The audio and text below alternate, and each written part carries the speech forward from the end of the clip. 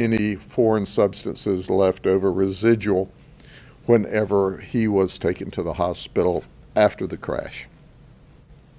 Well, that was the one single event.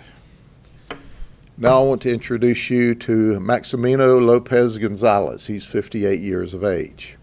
Guess what? Newsflash. He's here illegally in this country. That's right. He had a work visa back years ago. He overstayed his work visa and never went back. So he's not supposed to be in the country either. So on April the 24th, during the late evening hours, we're called to Memphis Road, which is on the west side of Lakeland, to a disturbance family. When we get there, we find a bedridden relative who's the victim of the domestic violence. That's right.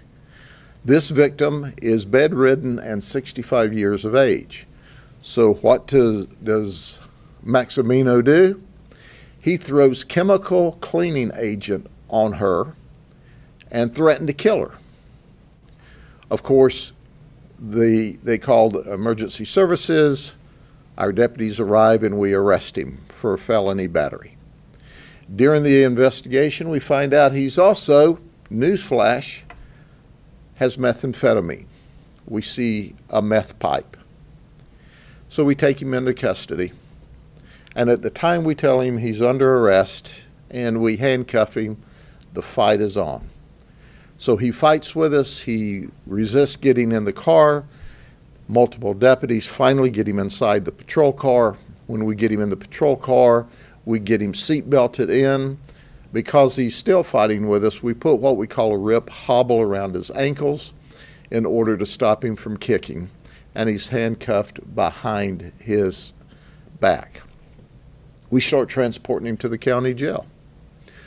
As we're on the way to the county jail, somehow he pulls his right hand out of the handcuff. And he begins to beat on the inside of the patrol car. He begins to beat his head against the patrol car. He's flailing around with a handcuff. And the deputy calls for assistance so that they can try to once again control him. They pull off to the side of the road on the parkway in the area of US Highway 98. And 3 or 4 deputies arrive, and immediately when they start assessing, well, how are we going to get this guy out? He's got a loose handcuff and he's fighting and he's just out of control. They notice that he's now sweating profusely. Now, why is he sweating profusely? Is it because of his agitated state? Is it because of excited delirium? So they call for EMS. They start to get him out of the back seat of the car, and he immediately punches one of our deputies in the face. So they back out of the car, and then they decide, well, they can't get him can't get the seatbelt undone because he's fighting them so violently. So they go around to the other side of the car, and one of the deputies takes his knife and cuts the seatbelt loose in order to get him out of the car. So they're then able to get him out of the car. They're wrestling with him. He is totally out of control. He has now injured the second one during the process of getting him out of the car. He has bitten one of our deputies, who is treated and released at the hospital from that bite. He also kicks another one of our deputies in the groin. It's just a total fight that's on. EMS arrives, so they put him on the stretcher, and at the direction of how EMS wanted him handcuffed, he was handcuffed, and we're taking him now to the hospital.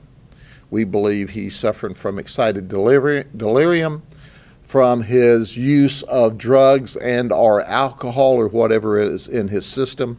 He's very difficult to handle. As EMS is running emergency to the hospital, being followed by our deputies, EMS radios back to our station, said, hey, he's coded on the paramedic, and they're working a code on him now. When they arrived at the hospital, they continued to work the code.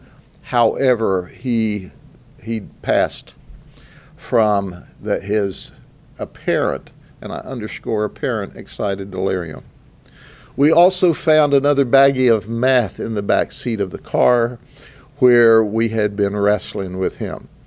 As is the protocol, and our deputy confirmed, every time I arrest somebody, I search the vehicle to make sure that there's no illegal narcotics left behind.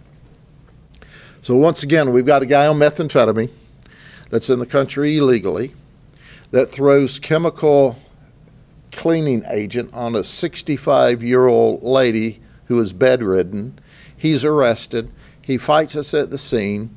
Then he attempts he gets out of the handcuff and is beating on the windows and trying to get out of the vehicle.